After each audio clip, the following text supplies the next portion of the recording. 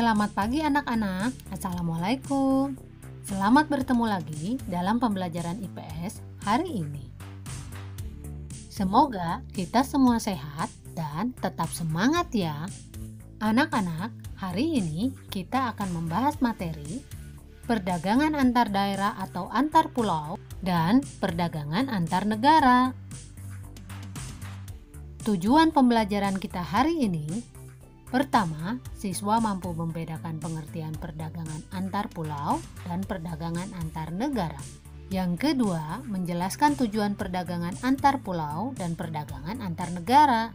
Yang ketiga, mengidentifikasi faktor pendorong dan manfaat perdagangan antar pulau. Dan yang keempat, menjelaskan perbedaan perdagangan antar pulau dengan perdagangan antar negara. Pada pertemuan sebelumnya, kita telah mempelajari bahwa Indonesia merupakan salah satu negara yang kaya akan sumber daya alam. Setiap daerah di Indonesia memiliki sumber daya alam yang beraneka ragam. Perbedaan potensi daerah dapat mengakibatkan terjadinya permintaan dan penawaran yang menimbulkan aktivitas perdagangan. Apakah kalian telah memahami pengertian perdagangan? Untuk memahami materi perdagangan antar pulau serta perdagangan antar negara, mari kita lanjutkan pembahasan materi berikut ini. Perdagangan atau perniagaan merupakan kegiatan tukar-menukar barang atau jasa berdasarkan kesepakatan bersama tanpa ada unsur pemaksaan. Perdagangan antar daerah atau antar pulau merupakan perdagangan yang dilakukan oleh penduduk atau lembaga suatu daerah atau pulau dengan penduduk atau lembaga suatu daerah atau pulau lain dalam satu batas wilayah negara atas dasar kesepakatan bersama. Perdagangan antar pulau dilakukan oleh beberapa pelaku ekonomi dengan beberapa tujuan. Pertama, untuk memperoleh keuntungan. Yang kedua, memperluas jangkauan pasar. Faktor pendorong perdagangan antar pulau atau antar daerah. Pertama, perbedaan faktor produksi yang dimiliki, terutama faktor produksi alam. Yang kedua, perbedaan tingkat harga antar daerah. Hal ini mendorong terjadinya perdagangan antar daerah. Nah, anak-anak, sekarang bagaimana manfaat perdagangan antar pulau atau antar daerah? Manfaat perdagangan antar pulau atau antar daerah: pertama, menyediakan alternatif alat pemuas kebutuhan bagi konsumen. Yang kedua, meningkatkan produktivitas. Dan yang ketiga, memperluas kesempatan kerja bagi masyarakat.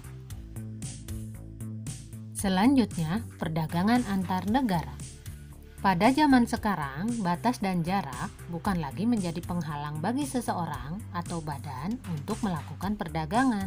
Bahkan, antar negara pun dapat melakukan perdagangan dengan mudah. Perdagangan antar negara atau perdagangan internasional adalah aktivitas yang dilakukan oleh masyarakat suatu negara dengan masyarakat negara lain atas dasar kesepakatan bersama. Aktivitas perdagangan antar negara terkait dengan dua aktivitas yang disebut dengan ekspor dan impor. Ekspor merupakan kegiatan menjual barang atau produk ke luar negeri. Orang atau badan yang melakukan kegiatan ekspor disebut eksportir. Tujuan utama kegiatan ekspor adalah untuk memperoleh keuntungan. Barang yang diekspor akan dibayar oleh pihak pembeli dengan alat pembayaran berupa mata uang asing atau mata uang luar negeri seperti dolar. Mata uang asing ditampung oleh pemerintah dan disebut sebagai devisa negara. Devisa yang terkumpul akan digunakan untuk membiayai impor. Apa itu impor? Impor merupakan kegiatan membeli barang dari luar negeri. Orang atau badan yang melakukan kegiatan impor disebut importir. Barang yang diimpor oleh Indonesia terdiri dari dua macam. Pertama, migas, dan yang kedua, non-migas. Manfaat perdagangan antar negara: pertama, untuk memperoleh keuntungan. Yang kedua, memperoleh barang yang tidak dapat diproduksi di dalam negeri. Yang ketiga, menjalin persahabatan antar negara. Dan yang keempat, transfer teknologi modern. Faktor-faktor yang mendorong perdagangan antar negara. Yang pertama, untuk memenuhi kebutuhan barang dan jasa dalam negeri. Yang kedua, keinginan memperoleh keuntungan. Yang ketiga, adanya perbedaan kemampuan penguasaan ilmu pengetahuan dan teknologi dalam mengolah sumber daya ekonomi. Yang keempat, adanya kelebihan produk dalam negeri sehingga perlu pasar baru untuk menjual produk tersebut.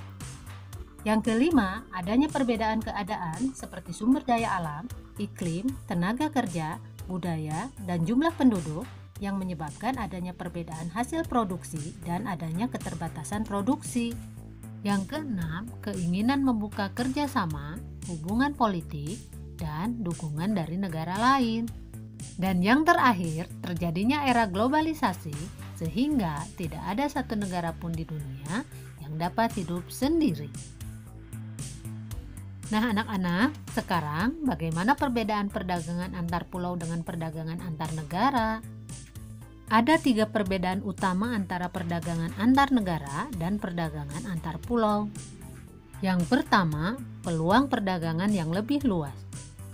Pada perdagangan antar negara, suatu negara dapat menjual dan membeli barang atau jasa dari negara lain.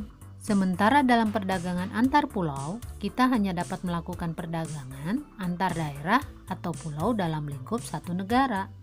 Yang kedua, adanya kedaulatan bangsa. Pada perdagangan antar negara, bangsa-bangsa dapat menunjukkan kedaulatannya dengan mengatur aliran barang, jasa, tenaga kerja, dan keuangan. Sementara di perdagangan domestik, aliran perdagangan berjalan secara bebas tanpa regulasi yang berarti dari negara. Perbedaan yang ketiga yaitu penggunaan kurs tukar. Dalam melakukan perdagangan antar negara, negara-negara menggunakan kurs tukar atau mata uang asing yang berbeda-beda. Sementara pada perdagangan antar daerah hanya menggunakan satu kurs tukar saja. Nah anak-anak, itulah pembahasan materi mengenai perdagangan antar daerah dan perdagangan antar negara. Sampai di sini dulu pembahasan materi kita kali ini. Kita akan bertemu lagi pada pembahasan materi-materi selanjutnya. Wassalamualaikum warahmatullahi wabarakatuh.